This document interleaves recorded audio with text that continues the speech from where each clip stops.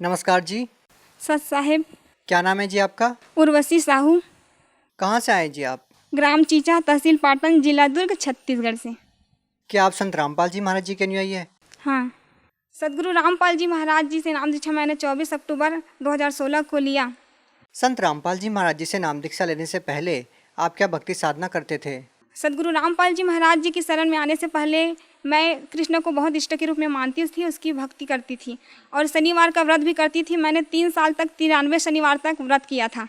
हमारे जीवन में इतना दुख आया कि परमात्मा की तलाश करते करते बहुत थक गए। और जैसे कि मैं बचपन से ही 7 साल की उम्र से ही मेरे घर के लोगों को बोलना स्टार्ट कर दी थी कि पूर्ण परमात्मा इस पृथ्वी पर आने वाले हैं और मेरे को अपने मिशन को सहयोग देने के लिए भेजे हुए हैं। वो समाज में व्याप्त बुराइयों को जड़ समेत मिटाएंगे, जैसे कि दहेज प्रथा, नशाखोरी, रिश्वत, ये सब जो है ना, उस सब को हटाएंगे और सतयुग जैसा समय स्थापित करने वाले हैं। और मेरे को 2016 में भी मिलने वाला है, ये भी बताया था। क्या आपको समय की जानकारी थी? आपको जो महापुरुष जिसके बारे में आप बचपन से अपने परिवार वालों को बताते रहे हैं, वो आपको कब मिलेंगे? क्या आपको कोई जानकारी थी? बस समय पता था और पूर्ण परमात्मा है ऐसे करके पता था। लेकिन हमारे हिंदू धर्म में व्याप्त जो गुरु है ना, वो लोग कृष्ण को ही पूर्ण परमात्मा समझते थे। तो मैं कृष्ण को ही पूर्ण परमात्मा समझकर उसकी भक्ति करने लगी। कृष्ण को हमेशा अपने साथ रखती थी। स्कूल जाती थी तो उसके अपने बस्ते में छिपा कर ले जाती थी और देखती थी। स्कूल के जो हमारे सर मैडम हैं, उन लोगों से भी ज्ञान चर्चा करती थी कि पूर्ण परमात्मा ऐसा होता है, वो आने वाले हैं ऐसे करके। तो सभी से करने लगती थी। हमारे स्कूल के जो मेरे सहेली लोग थे, वो लोग बोलते थे कि आप संत के जैसे बोला करते हो, बिल्कुल संत के भाषा में बोलते हो, ऐसा करके मेरे को बोलते थे। और मैं बोलती थी कि जो कबीर साहब की जो दोहे हैं ना, वो मेरे को बहुत पसंद आते थे। और ज्ञान चर्चा भी कबीर के दोहे में क्या करते थे हम लोग स्कूल में। गायत्री मंत्र है वो भी जाप करती थी, रामायण का पाठ करती थी, गीता का। बचपन से ही बहुत पूजा पाठ करती थी सभी देव देवताओं की। आप संत रामपाल जी महाराज जी की शरण में कैसे आई? वो क्या है, संत रामपाल जी महाराज जी की शरण में सबसे पहले जब मेरा कॉलेज में एडमिशन नहीं हो रहा था तो मैं बहुत दुखी थी। उसके बाद कॉलेज से आई और वो सर मेरे से कम परसेंट वाले को दिए थे फॉर्म, लेकिन मेरे को नहीं दे रहे थे। तभी मैंने सोचा कि ये पूर्ण परमात्मा हो ही नहीं सकते कृष्ण। अगर पूर्ण परमात्मा होते तो मेरे साथ ये नहीं होता। बहुत हमारे जीवन में बहुत दुख आया, बहुत रोए हम लोग बहुत। जैसे कि मैं कोई अगर मार्ग में चलती थी तो दूसरे जो चले हैं तो उसी मार्ग में कुछ नहीं रहता था, और अगर मैं चली जाती थी उसी मार्ग में तो बहुत काटा सा हो जाता था।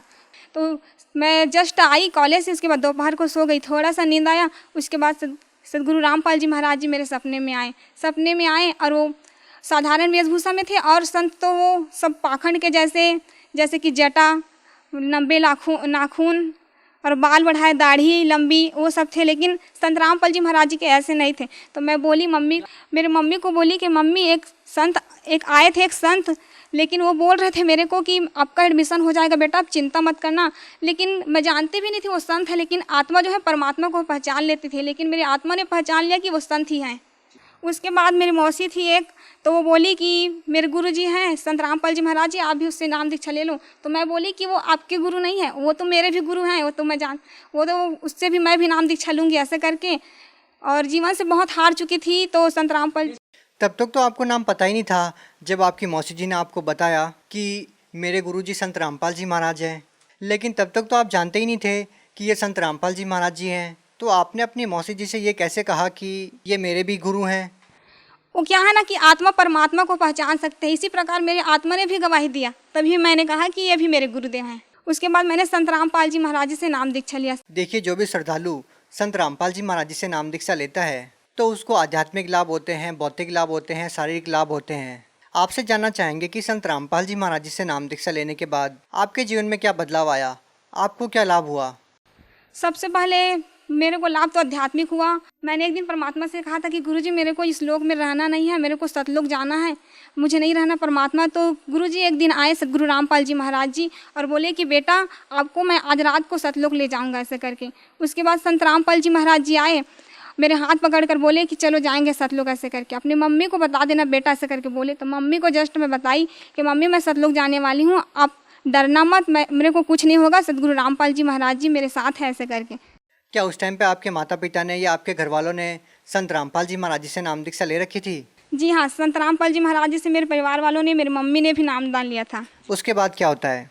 उसके बाद गुरुजी आए और मेरे हाथ पकड़ कर ले गए। उसके बाद हम लोग पहुँचे काली रंजन का लोग जहाँ पर आए वहाँ पर मैंने कहा कि गुरुजी मेरे को काल से बहुत डर लगता है, मैं नहीं देखूंगी उसको, ऐसे करके आंख बंद कर ली। और सदगुरु रामपाल जी महाराज जी ने कहा कि बेटा आप चिंता मत करो, मैं आपके साथ हूँ। उसके बाद हम लोग त्रिकुटी पे आए, त्रिकुटी पे परीक्षा हुआ वहाँ पर, तो सदगुरु रामपाल जी महाराज जी वहाँ छुप गए। उसके बाद जो बहुत सारे देवी देवता हैं ना, अपने अपने लोगों का प्रलोभन लेकर मेरे पास आए। बहुत बाजार जैसा था वहाँ पर, बहुत सारे प्रलोभन दे रहे थे मेरे को कि आपको ये पद दूंगा ऐसा करके। लेकिन मैंने कहा कि नहीं, मेरे को कुछ भी नहीं चाहिए। मैं बहुत रोई, नहीं मेरे को नहीं चाहिए, मेरे को तो पूर्ण परमात्मा चाहिए, मेरे सदगुरु रामपाल जी महाराज जी चाहिए।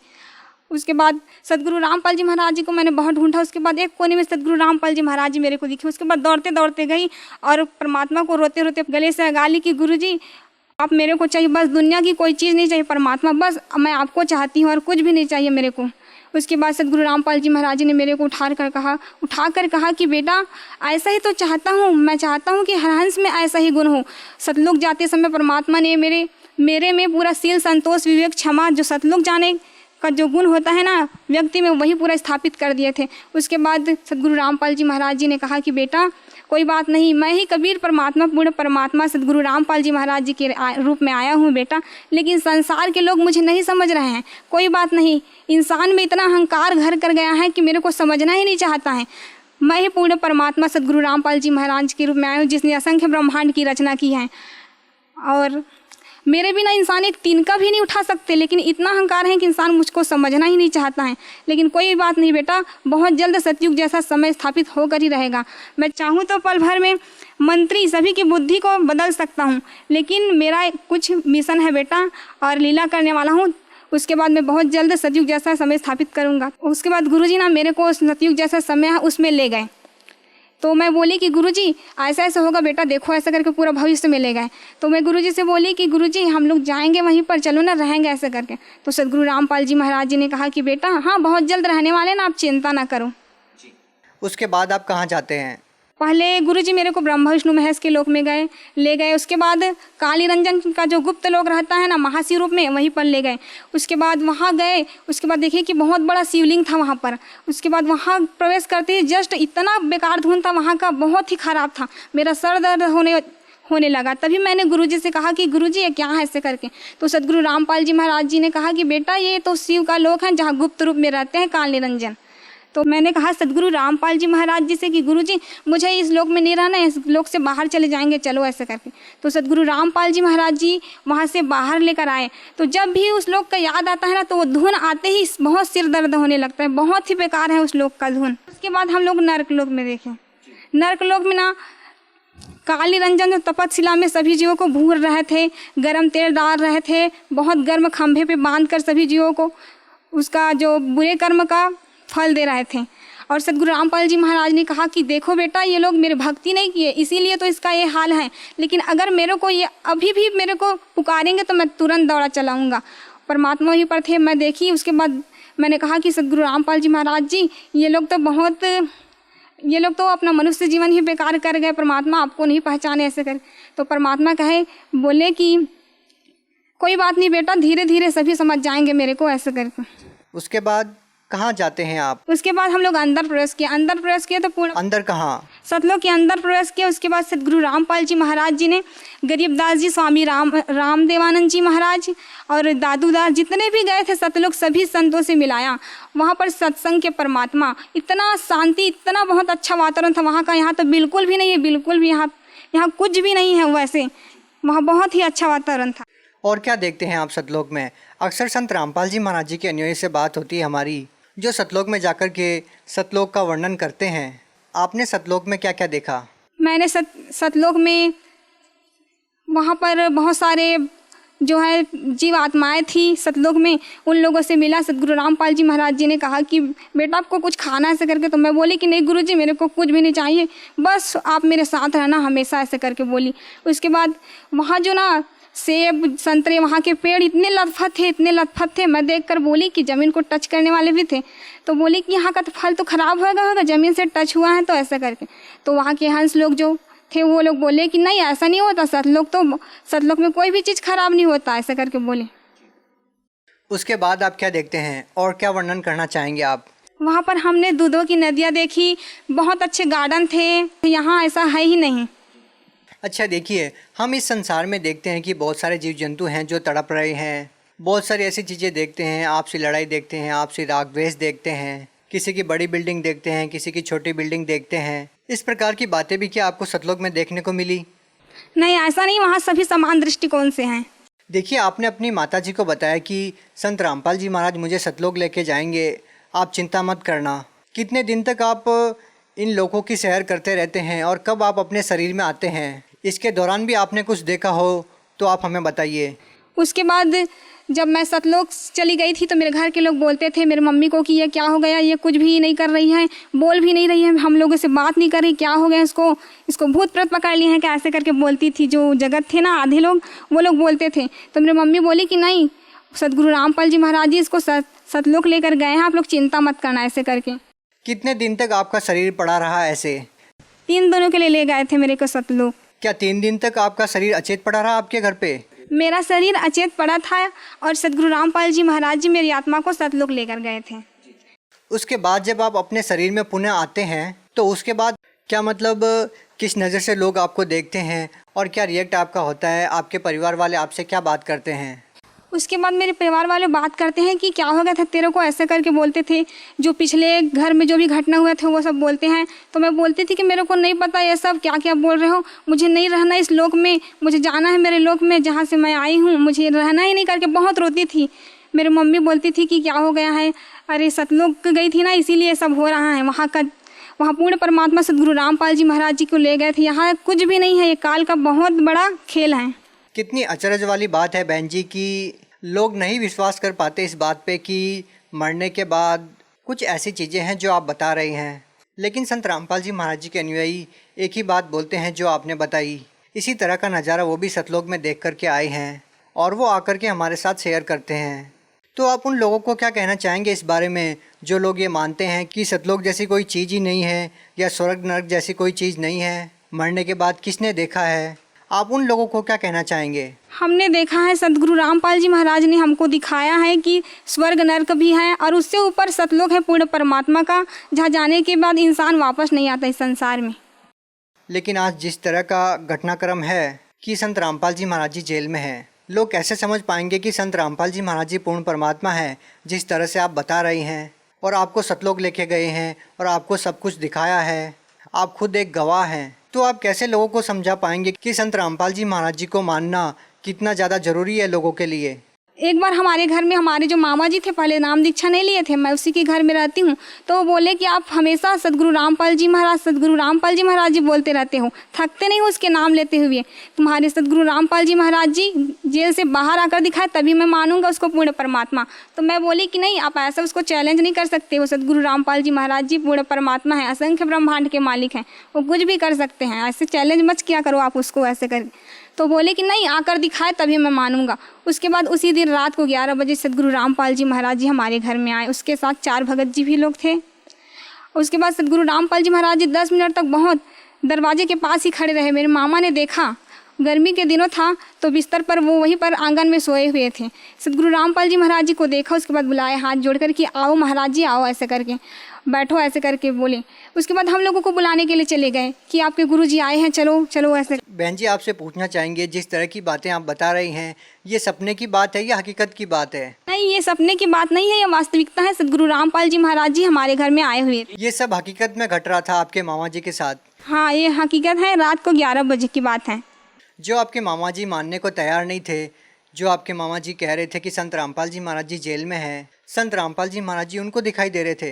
हाँ, उसी को दिखाई दे रहे थे, क्योंकि सदगुरु रामपाल जी महाराज जी ये प्रूफ किए उसको कि मैं पूर्ण परमात्मा हूँ, मैं जेल से बाहर भी आ सकता हूँ, ऐसा नहीं है। उसके बाद जो आपके मामा जी थे जो ये बोल रहे थे कि आपके गुरुजी जेल से बाहर नहीं आ सकते, तो फिर उसके बाद उनकी क्या प्रतिक्रिया रहती है इस बात को लेकर के? वो क्या है ना कि वो बोलते थे कि मैं कभी जुड़ूंगा ही नहीं, मैं सदगुरु रामपाल जी महाराज जी से नाम दीक्षा लूँगा ही नहीं, कुछ भी हो जाए मर जाऊंगा पर भी से नहीं लूँगा। लेकिन ऐसा दिन आया कि सदगुरु रामपाल जी महाराज जी से उन्होंने नाम दीक्षा लिया और उसकी बीमारी भी ठीक हो गई। इसके अलावा आप कोई अपना अनुभव शेयर करना चाहेंगी? सर, मैं एक और अनुभव बताना चाहती हूँ कि मैंने सद्गुरु रामपाल जी महाराज जी से नाम दीक्षा लिया। तभी एक दिन मैं तालाब में ऐसा ही पैर धोने के लिए नीचे उतर रही थी। तभी सद्गुरु रामपाल जी महाराज जी ने कहा कि बेटा, आप पैर को नीचे मत रखना, वहाँ पर बहुत नुकीला चीज़ है, आपके पैर चुभ जाएगा। उसके बाद जस्ट मैंने निकाल कर देखा, जस्ट पैर रखने वाली थी वही जगह पर, तो वहाँ पर किसी ने शराब की शीशी को पीकर फोड़ दिया था। वो बहुत नुकीला था, अगर चुभ जाता तो बहुत मेरा पैर कट जाता। एक बार सद्गुरु रामपाल जी महाराज जी की शरण में आ गई थी। तभी सद्गुरु रामपाल जी महाराज जी ने कहा कि मेरा एडमिशन नहीं हो रहा था, कॉलेज में एडमिशन नहीं हो रहा था। मैंने जब 10th क्लास में थी ना, तो बहुत मेरे साथ अन्याय हुआ, बहुत दुख है हमारे जीवन में। फर्स्ट ईयर का एडमिशन था। एडमिशन के लिए मैंने 12th का, उसके बाद मेरे साथ बहुत बुरा होता है करके मैंने अपने मार्कशीट और टीसी को फाड़ दिया। तो उसके बाद मैंने सोचा कि अब मेरे को रेगुलर करना, तो क्या करूं ऐसे करके। उसके बाद सोचा कि क्या करूं, तो सद्गुरु रामपाल जी महाराज जी ने कहा कि बेटा, आप चिंता क्यों करते हो मेरे रहते हुए, मैं हूं ना आपके साथ, हो जाएगा आपका एडमिशन। उसके बाद मैं वो सब डाली नहीं थी, मार्कशीट और टीसी मेरे पास था ही नहीं, तो मैं नहीं डाली थी और दूसरे डॉक्यूमेंट्स डाली थी। तो वहाँ मैडम के पास गई जस्ट एडमिशन के लिए, तो उन्होंने मेरा फॉर्म देखा, बहुत ही चेक किया स्ट्रिक्ट। तो क्या हुआ कि सद्गुरु रामपाल जी महाराज जी की दया से उसे पता ही नहीं चला कि मेरे में टीसी और मार्कशीट तो है ही नहीं। उसके बाद मेरे बाद जस्ट मेरी सहेली थी, वो गई, तो उसका जो एक टीसी नहीं डाली थी उसके लिए उसको रिजेक्ट कर दिए। तो सद्गुरु रामपाल जी महाराज जी की शरण में आने के बाद मुझे बहुत सारे लाभ हुए। एक क्या कहूँ, बहुत सारे। हमेशा प्रतिदिन सद्गुरु रामपाल जी महाराज जी कुछ न कुछ लाभ करते ही रहते हैं। देखिए सर, एक बार मैं सतनाम का जाप कर रही थी छत में, तो मैंने सद्गुरु रामपाल जी महाराज जी से कहा कि गुरुदेव, हम लोग जो जाप कर रहे हैं वो कैसे जाता होगा, किसके लोक में, ऐसे करके। तो सद्गुरु रामपाल जी महाराज जी आए और बोले कि बेटा देखो, ऐसे ही हमारे ब्रह्मांड करके एक बिंदु सा आया, चांदी सा, उसके बाद पूरा फैल गया पूरा आसमान में। वायु निराकार है, हम देख नहीं सकते हैं ना, आभास बस कर सकते हैं उसको, लेकिन वायु की पूरा प्रकृति को दिखाया। उसके बाद दिखाया पूरा ब्रह्मांड को खोल दिया, पूरे ब्रह्मांड को खोला तो दिखाया कि देखो ये सबका लोक है, ऐसे जाता है, जिसका ब्रह्मांड है उसी के लोक में ऐसे जो जाप करते हैं। बहन जी, भगत समाज को क्या संदेश देना चाहते हैं? संदेश तो मैं कुछ दे नहीं सकती, बस प्रार्थना यही है कि सभी भगत समाज से सद्गुरु रामपाल जी महाराज जी के रूप में कबीर परमात्मा आए हुए हैं। सद्गुरु रामपाल जी महाराज जी ही विश्व में शास्त्र अनुकूल साधना बता रहे हैं, जिससे हमारा कंप्लीट मोक्ष होगा। अतः सद्गुरु रामपाल जी महाराज जी से नाम दीक्षा लेकर अपना जन्म मरण का दीर्घ रोग कटवाएं। मैंने बहुत सारी चीज़ें देखी हैं जो मरने के बाद भक्तों के साथ और जगत सभी के साथ होने वाला है। अतः आप सद्गुरु रामपाल जी महाराज जी से नाम दीक्षा लेंगे, तभी आपका ये जन्म मरण का जो दीर्घ रोग है वो कटेगा। मेरा जगत के सभी भाई बहनों से निवेदन है कि सद्गुरु रामपाल जी महाराज जी से नाम दीक्षा लेकर अपना जीवन सफल करें। जी धन्यवाद। सत्साई।